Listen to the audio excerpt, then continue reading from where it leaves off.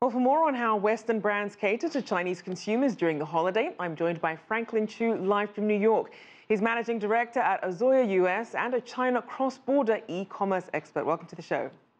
Thanks for having me, and Happy New Year. Thank you.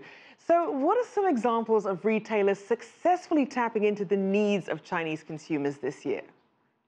Well, there's been some clear winners and losers. I'll start with the winners, just by a couple of examples. Some that you have already briefly mentioned in the previous clipping.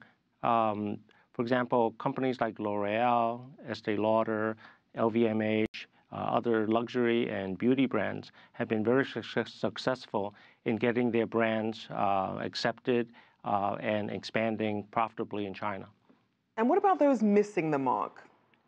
Well, some examples of losers. For example, recently Dolce & Gabbana had a unsuccessful promotion where their advertising was very much off the mark and caused some consternation in China, which resulted in quite a furor about the content of their advertising and resulted in some widespread boycotts of their product in China. And as a result, their sales have dropped dramatically because of that. Now, Spring Festival is obviously a huge moment for retailers, but many Chinese consumers keep telling foreign brands they don't want these literal interpretations of the New Year zodiac animals on the merchandise, but it seems to happen every year. Why is there a disconnect?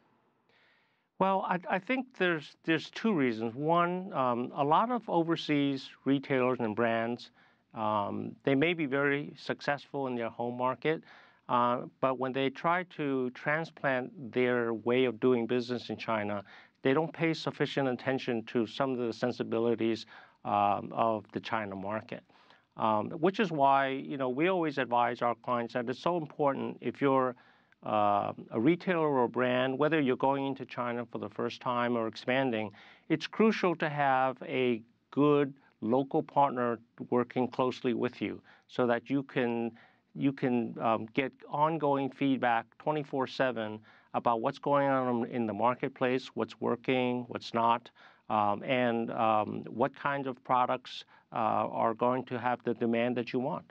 So what are some cues that foreign brands can take from domestic companies in terms of really understanding the market?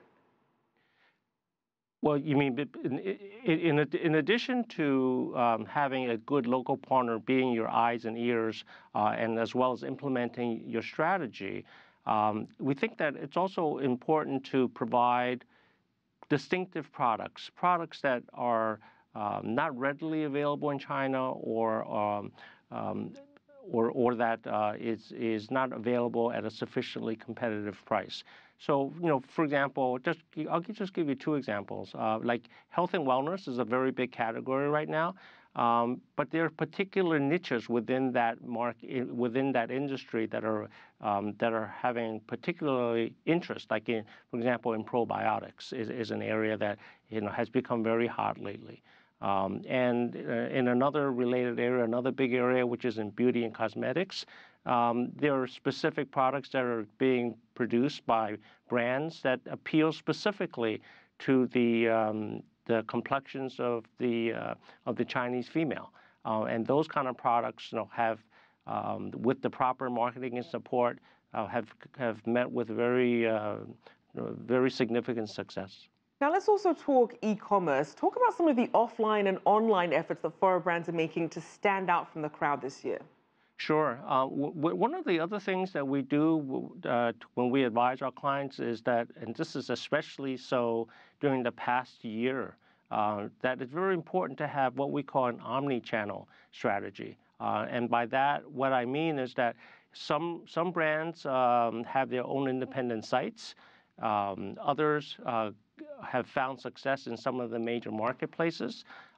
There's no single formula for success in the cross-border e-commerce business in China.